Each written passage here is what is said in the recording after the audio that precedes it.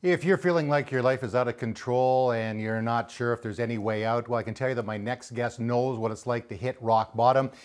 Rick BEYNON was in his 40s, divorced, 4 children, and life was just out of control. 3 jobs, working 100 hours a week, no social life. He felt exhausted. And then he'd make a decision after a golf tournament that would lead him into homelessness. Rick, welcome to 100 Huntley Street. Thank you, Greg. Good to have you here and a fellow Edmontonian. Great to be here. So let's go back to, you're a child and you have a relationship with Jesus, and that never wavered, even through some of the bad times we'll talk about. But tell me, what was it like growing up and having that relationship with God? I grew up in a beautiful middle-class family in Vancouver. Dad, RCMP, mom, a nurse. They brought us up in church. I had a great life. I accepted the Lord as a young man. In the age of 17, I remember being in a Bible camp and everything was just perfect, growing along. But like so many teens, those late teenage years, early 20s, I started to get into the party scene. I started to get into the drugs and the alcohol. And the alcohol did take over. And by the grace of God, I was able to quit drinking in my mid-20s. And I didn't drink for years after that until what you were talking about. So you're growing up, you're in the party scene. What were you thinking about Jesus at that time? Were you still talking to him? Because I had friends that grew up in the church. I didn't, but they would talk about, even though I was doing partying, I was doing drugs, God never totally left me. Is that how you felt? I never felt that God had ever left me during that period of my life. I would be in church every Sunday. It was that I was in the bars and the party scenes on the Saturday nights before church. It wasn't my top priority, but it was a priority. So go along, you get married, you have a family, you're going to church, you're living in British Columbia. What happened? Well, we had some financial difficulties, which brought us then to Alberta. And those difficulties led to a divorce. Divorce is hard. There's a reason God says he hates divorce. Mm-hmm. So what was some of the issues that you were facing? You mentioned the financial, or was there some emotional, the pressure, working a lot, that kind of thing? Oh yeah, coming to, after the bankruptcy that I had in a business, we moved to Calgary, and I had to work an awful lot, supporting 4 children, really restarting again financially. It was a difficult period of my life. It led to a divorce, and that separation, that loneliness that I was going through was unbearable. So was work, I mean, there's the financial part when you have, these 4 children, after the divorce. You're working a lot. Were you just trying to maybe not think about maybe the way your life was going? Definitely. I didn't want my life to be that way. I knew that wasn't the way God intended my life to be. My life fell apart at that point. I became angry, bitter, and very resentful at a variety of people, and I would say a little bit including God. What were your kids thinking during this time? Because they would be the casualty of this. Yeah, it was difficult. When I left alone and my children stayed with my then wife. It's been difficult on all of them, and it still is very difficult on all of them. From there, my life went into the spiral out of control. And rather than running to God, that's when I got introduced to crack cocaine and I ran away from God. My life spiraled out of control so fast and I lost everything. I lost everything, including my relationship with my children. I mean, I know that you're rebuilding that, and it's a bit of a sore point. I know there are people watching. They're in a good relationship now with God, but there's still ramifications of that. But there's healing, and that's the part of this is the hope. Right. So you're at a golf tournament. Your life is difficult. You try crack cocaine. Why did you do that? Were you just experimenting, or were you trying to cover the pain, or? If I had the answer for that one, I would have, I wish I could tell you the answer for that one. It was offered, and at a moment of weakness, I took the offer. That drug is so strong, it literally took over my life within a few weeks. I was giving everything I could to that drug. So you hit rock bottom, you're in Calgary, you connect with a great ministry, Mustard Seed. Yeah.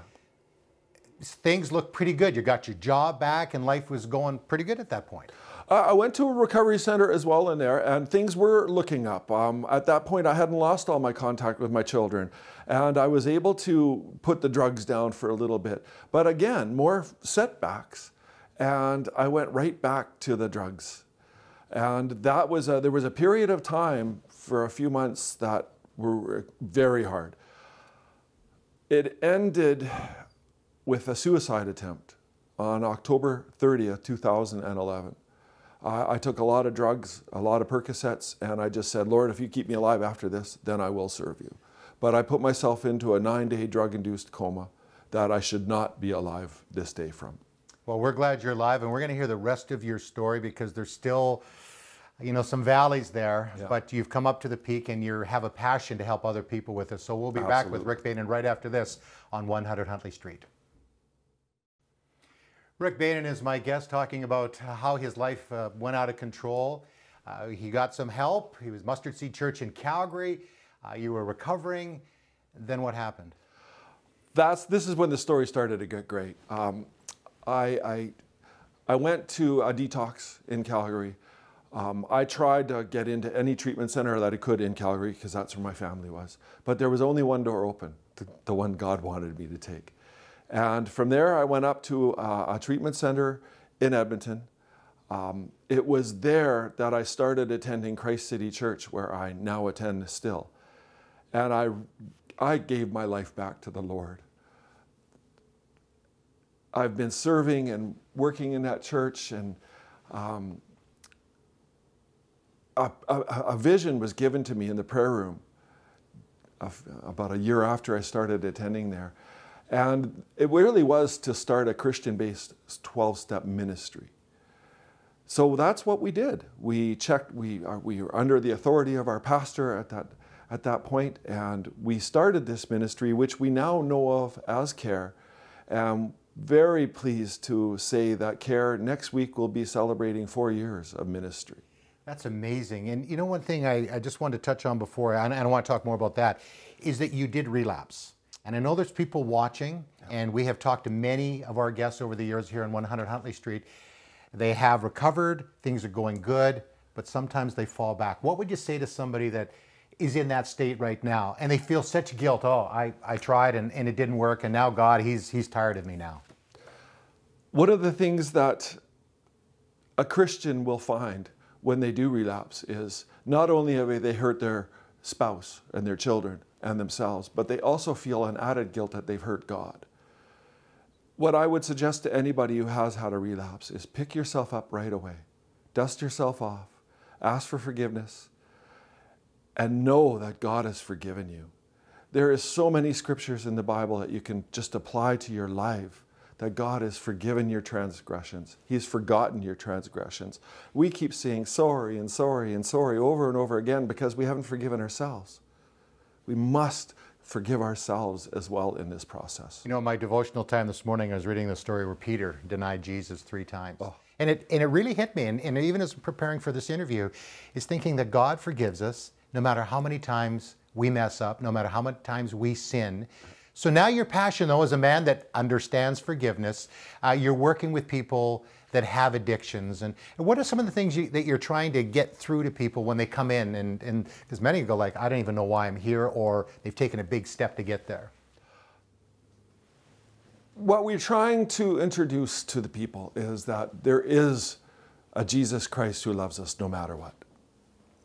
He's here to help us. He is our truth, our way, and our life. We look to Jesus as our higher power, and we know that his name is healer. Mm-hmm. He heals the emotions. He heals the things that are going on in our mind. But it's more than that.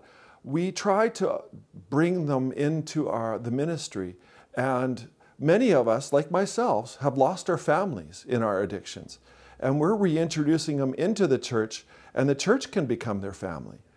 So it's a fourfold kind of thing. We're bringing them in, we're introducing them to the 12-step process, we're then getting them involved in the church, and most importantly, the education part isn't always on just the addict and the alcoholic.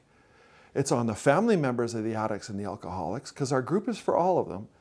We're also then trying to educate the church.